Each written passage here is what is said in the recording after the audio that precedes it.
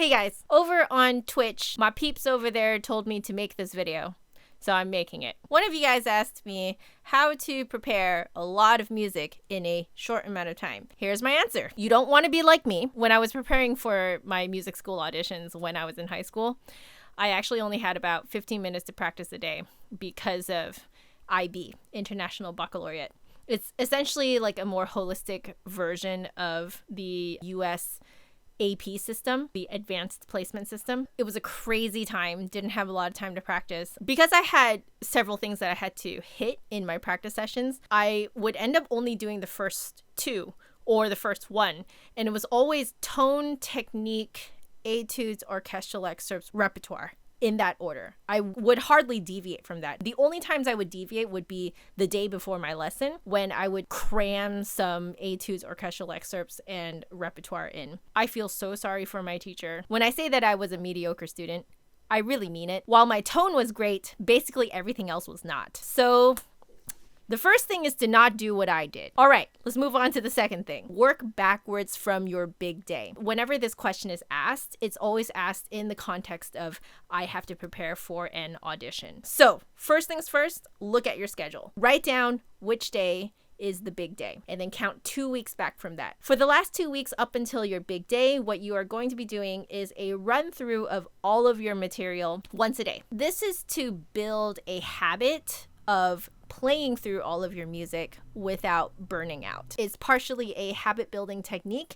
and partially an endurance building technique. You need both of those to be able to play on your big day comfortably. For the month prior to those 2 weeks, you need to already be kind of working on your music in big chunks. Let's say you are working on a movement from a concerto. You would dedicate one session to an exposition, the next practice session to the development, and the next practice session to the recapitulation, and then you would rotate back like that. It's a constant rotation. For example, let's say you can only practice 3 times a week, half-an-hour sessions. So what I would do in that situation is dedicate maybe like 15 minutes to the exposition of a big concerto, and then the next 15 minutes I would dedicate to an orchestral excerpt.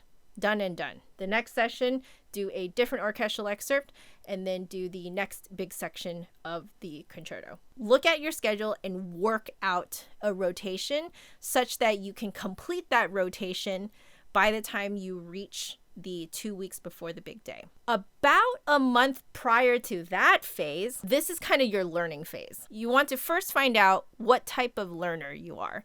We all learn music in 3 primary ways. One is through visual processing, the second is through like hearing processing, and the third way is through kinesthetic processing. We actually have to use all 3 to play music because you read music and you hear music and you're playing the music, right? What I find is that everyone is dominant in one, mediocre in another, and has almost 0 of the third one. You need to find out what you are. Let's take me, for example.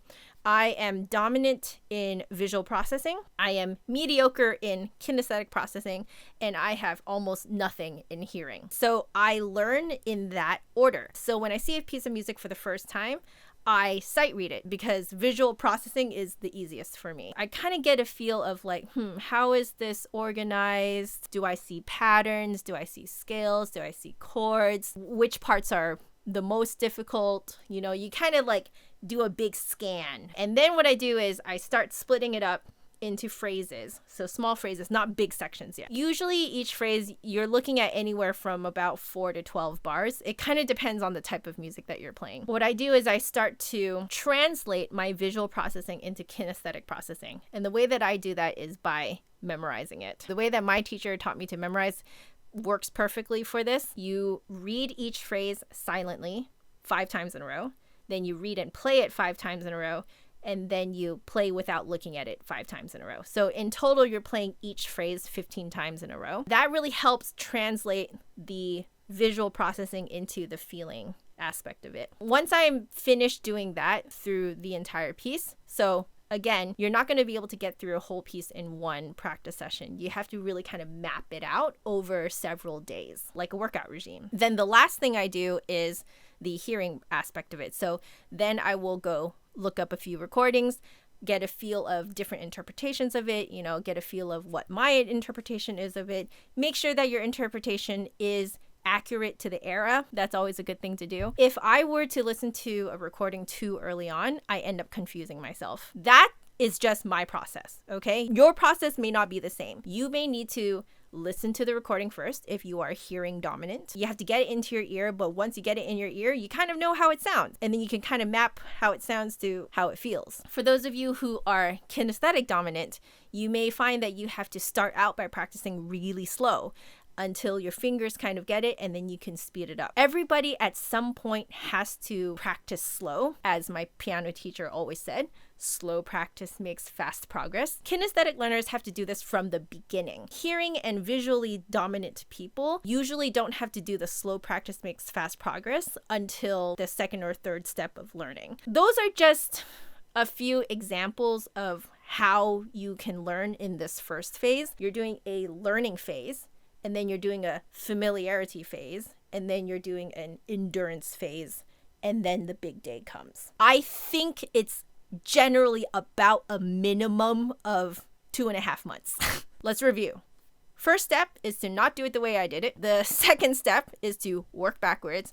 The third step is to work out a practice workout regime for every single day of that 2.5 months. Look at your schedule every Sunday night and see where you can put in your practice sessions. Put in your practice sessions, start time and end time, as if they're appointments. In those appointments, you want to write down exactly what you are going to do with that time. It is exactly like working out. 5 sets of this, 5 sets of this, 5 sets of this. This is arms day, this is leg day, this is abs day. You want to do it exactly the same way for your music. Divide your music in the same way. Figure out how much time you actually need based on the time that you actually have to practice. Figure out a rotation for your practicing, and then when you get to those time slots when you have to practice, you can just take out your instrument, look at your checklist, and do it. There is no need to question what you're going to practice that day. There is no need to worry about if you are going to get things done by the time you're supposed to, because you already have it written out. It's already planned out. Now, if you miss those practice times, that's on you. Everything has to be meticulously planned out. So, my friends, that is how I have been advising all of my Twitch peeps and my students on how to prepare a lot of music in a short amount of time. That short amount of time is still not very short. It's about 2.5 months. Now, I know that that might be a lot of work for some of y'all, but know that this random internet person believes in you, okay? I love y'all very much. I'll see you guys next week. Bye. Boom. Boom, boom. Boom, boom, boom, boom, boom, boom, boom, boom. Hopefully, I can time that.